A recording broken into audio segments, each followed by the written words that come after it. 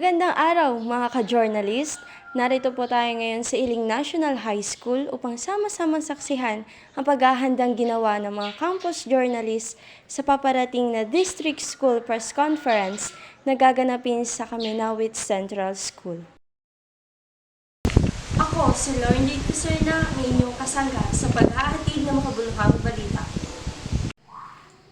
Ang campus journalist ng Iling National High School ay puspusang nagsasagawa ng pagsasanay para sa paparating na District School Press Conference sa December 4, 2024 upang mas maging handa sa nalalapit na kompetisyon. Ang aming pong paghahandang ginawa ay mag-review, tumutok sa ginagawa namin, magtanong at makinig sa payo at bilin ng aming coach na si Mamunit. Ang aming ginagawang paghahanda ay magsaliksik ng mga impormasyon tungkol sa copy reading at patuloy na aralin ng mabuti.